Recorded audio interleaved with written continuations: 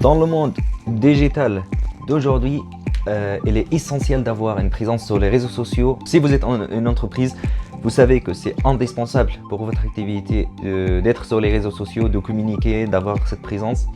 Et surtout pour les petites entreprises.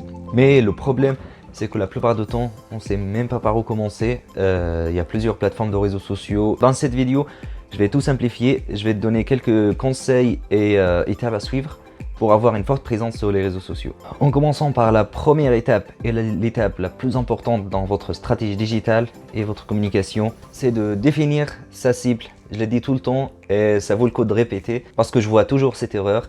Les gens commencent à communiquer sur les réseaux sociaux, à créer du contenu, à faire des vidéos et même faire la publicité payante sans même avoir défini la cible. Quand tu crées du contenu, si tu n'as pas ton client en tête, tu n'as pas ses motivations, tu n'as pas ses intérêts, tu n'as pas ses problématiques, c'est impossible de créer le lien. Donc la première étape restera toujours définir la cible.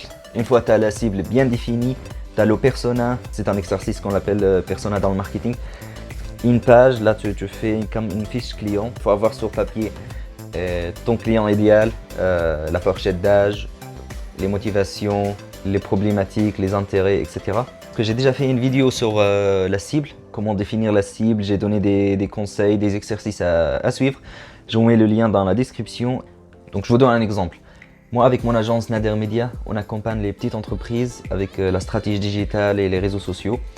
Donc cette vidéo, en fait, j'ai mis les petites entreprises dans le titre, c'est ma cible. Je prends un exemple. Imaginons que vous voulez apprendre l'anglais. Et là, vous avez deux formateurs. Il y a un formateur qui parle anglais, il parle plutôt bien anglais, il parle espagnol, il parle français, il parle chinois. Et un formateur qui parle que l'anglais, qui est né aux États-Unis, l'anglais est sa langue maternelle, et qu'il vous propose donc des cours d'anglais. On va comparer les deux. Donc la première personne, comme il parle plusieurs langues, elle dit ok, je vais proposer moi plusieurs cours. Donc elle commence à communiquer sur les réseaux sociaux, il fait un post en anglais, un post en espagnol, un post en français. Donc la personne qui parle que l'anglais, c'était la deuxième personne. Elle par contre, quand il communique sur les réseaux sociaux, il communique qu'en anglais, que gens qui veulent apprendre l'anglais. Donc il n'y a que des conseils en fait, comment apprendre l'anglais, etc., en anglais. Et du coup, vous qui cherchez un formateur de langue, logiquement vous allez choisir la personne qui parle que l'anglais, mais par contre elle parle super bien l'anglais parce que c'est sa langue maternelle.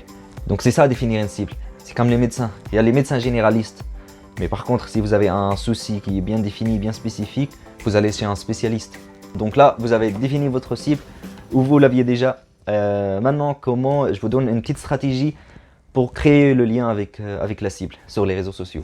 C'est une mini stratégie, mais par contre, il a eu un super impact pour moi et pour mes clients. La première étape, c'est de suivre vos clients sur les réseaux sociaux. Même si vous êtes en entreprise et eux sont des particuliers, c'est pas grave. Suivez-les sur Instagram, sur LinkedIn, sur TikTok ou n'importe où.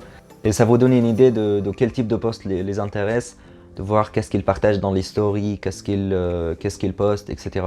Ensuite, vous continuez à publier du contenu. Par contre, cette fois, vous publiez du contenu pertinent à votre cible et d'essayer de personnaliser au maximum vos posts pour qu'ils créent le lien. C'est comme quand vous prospectez par mail, il faut toujours donc préciser le nom, le prénom, le post, etc. Donc pour que ce soit personnalisé.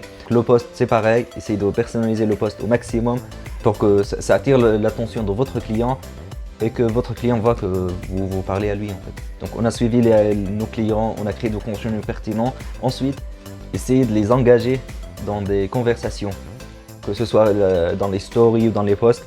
Posez toujours des questions, essayez de commencer une conversation. Donc par exemple, si vous vendez des voitures et vous faites un post sur le permis de conduire. Donc là, vous pouvez mettre une question dans la description pour engager une conversation. Ça peut être est-ce que vous avez obtenu votre permis de conduire? Ça fait longtemps que vous conduisez, etc. Et dans les stories, c'est pareil. Je vous mettrai quelques exemples sur l'écran.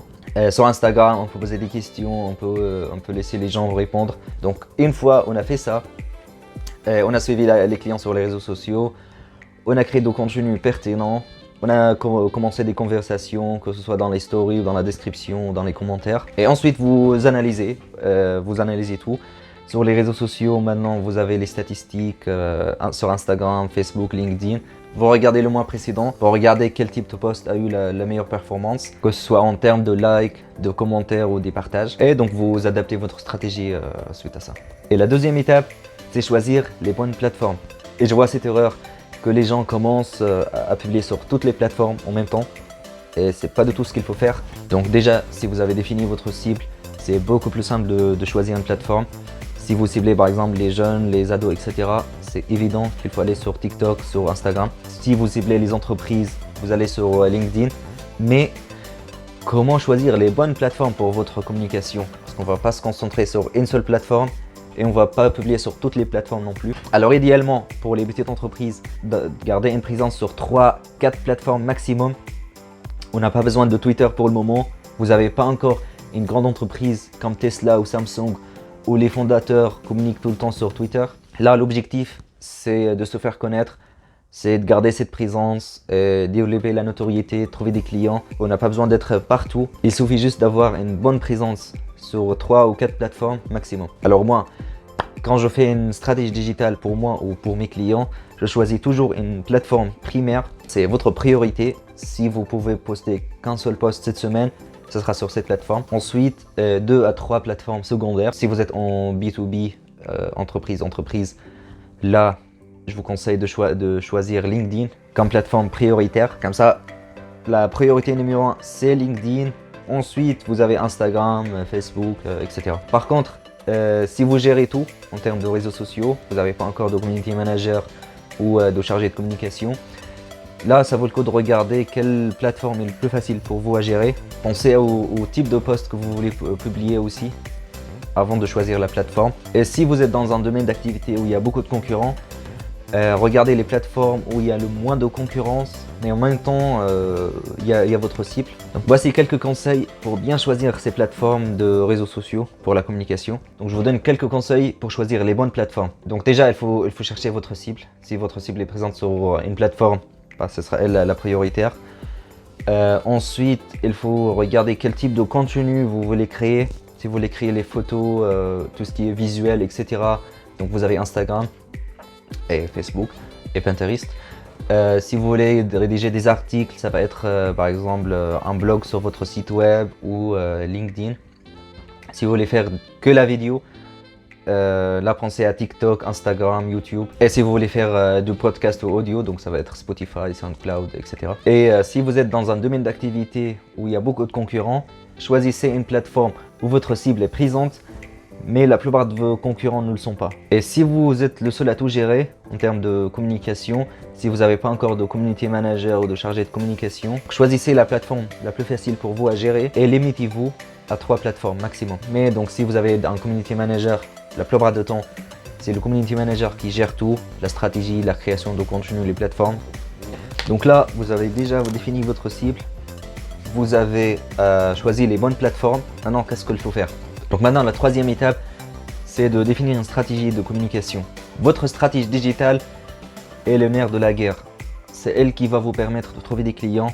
C'est elle qui va vous permettre de développer votre notoriété. C'est elle qui va vous permettre de créer le lien avec les clients. Votre stratégie est 60 ou 70% de votre communication. Si vous avez la bonne stratégie, vous avez déjà fait l'étude de marché, l'analyse, etc. Tout ce qu'on fait à Nader Media. Parce qu'il ne faut surtout pas commencer par la création de contenu. Là, je le vois souvent, je le vois sur les réseaux sociaux.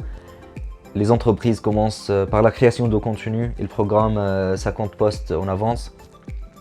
Ensuite, ils font la publicité payante pendant 2-3 semaines pour générer des ventes. Après, ils arrêtent. Et là, c'est pas la communication, c'est pas la communication digitale, c'est des campagnes de pub que vous faites et vous n'allez pas créer une communauté comme ça. Là, chez Nader Media, on commence jamais par la création de contenu ou la publicité. On commence tout le temps par la stratégie, par l'étude de marché, par la cible, etc. Une fois on a tout ça, là on commence à créer de contenu. Et quand on crée de contenu, déjà donc le résultat sera pas du tout pareil. Et une fois on a tout ça, là on commence à créer de contenu.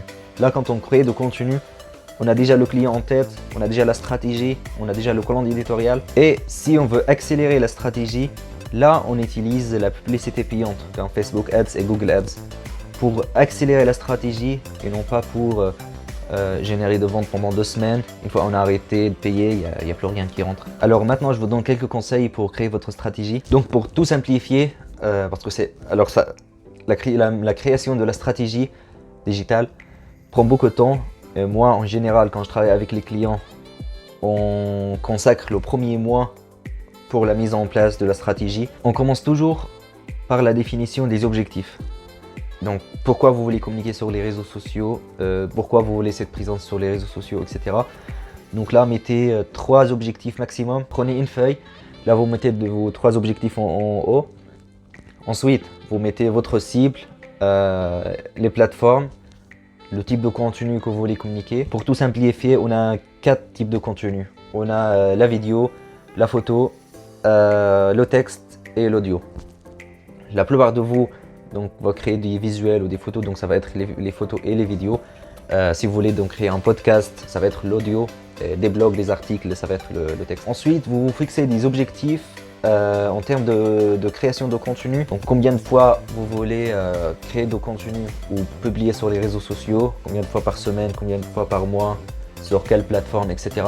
Et commencez par ça, surtout si vous êtes seul à tout gérer. Parce qu'après, ça va être trop compliqué pour vous de tout gérer. Si vous avez la stratégie, vous avez le calendrier éditorial, la stratégie d'engagement, la stratégie de contenu, etc.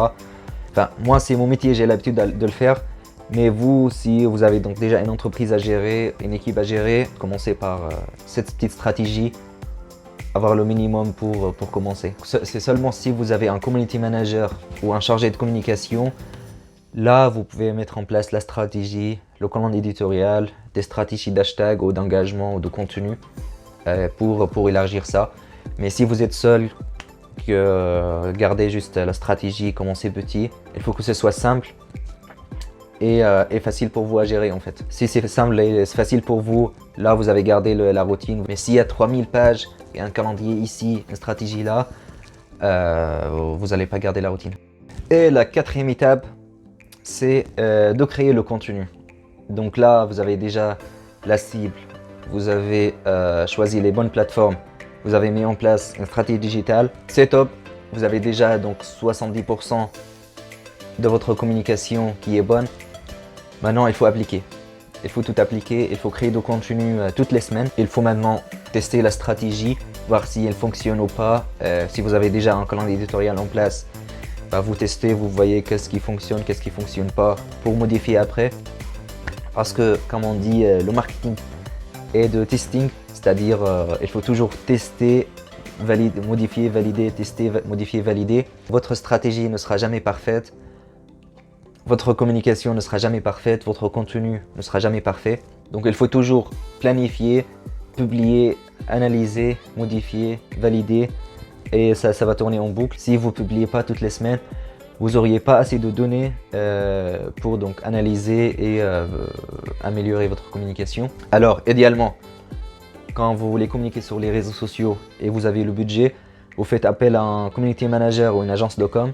C'est eux qui vous feront la stratégie digitale, la création de contenu et donc le calendrier éditorial. Comme ça, vous vous concentrez sur la croissance de votre entreprise pendant que eux gèrent votre communication. Mais si vous n'avez pas encore une personne qui gère tout ça, si vous voulez tout faire par vous-même, je vous conseille de commencer par 1 ou 2 posts par semaine maximum. Vous consacrez une journée dans la semaine pour la création de contenu. Et vous les créez, donc ensuite vous les publiez sur les réseaux. Publier sur les réseaux ne suffit pas, il faut publier, il faut être présent, il faut donc interagir, répondre aux commentaires, donc liker et mettre des commentaires sur d'autres posts pour que les gens commencent à vous remarquer. Donc consacrer une journée pour la création de contenu par semaine.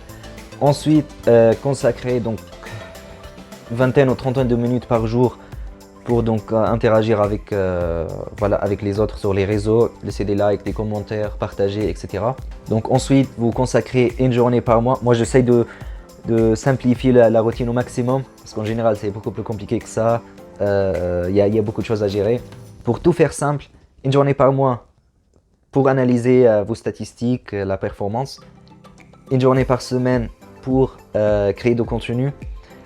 Et trentaine de minutes par jour pour donc engager, interagir avec les autres. Mais si vous n'avez pas le temps de tout gérer, si vous ne savez pas comment faire, vous n'avez pas les compétences de créer de contenu visuellement attirant, je vous mets un lien dans la description pour une consultation gratuite avec mon agence Nader Media. Nous, on accompagne les entreprises. Nous, on accompagne les petites entreprises, TPE, PME. C'est mon métier, la création de contenu, le community management, la gestion des réseaux sociaux. Donc si vous n'avez pas le temps ou vous préférez déléguer ou externaliser ça, n'hésitez pas à faire appel à Nader Media. Vous auriez un audit gratuit de toute façon. Je vous mets un lien dans la description. Vous auriez un audit 100% gratuit, un audit digital pour analyser vos réseaux sociaux et ensuite vous faire une proposition sur mesure. Ça vous engage à rien. Donc voilà, si vous cherchez à externaliser ça ou à chercher un community manager, je vous mets le lien dans la description. Vous auriez une consultation gratuite, un audit digital qui analyse vos réseaux sociaux. Et ensuite, je vous ferai une proposition sur mesure pour le community management et la communication de votre entreprise. Donc voilà pour cette vidéo. C'est super important de communiquer sur les réseaux sociaux et avoir une présence. Donc pour tout résumer, on commence par la définition de la cible. Ensuite, il faut choisir les bonnes plateformes. Donc après, il faut mettre en place la stratégie digitale qui est la nerf de la guerre de votre communication. Et enfin, il faut appliquer tout ça. Il faut créer du contenu toutes les semaines et analyser, modifier, valider. Voilà. Donc maintenant, vous avez l'info. C'est à vous d'appliquer. À bientôt.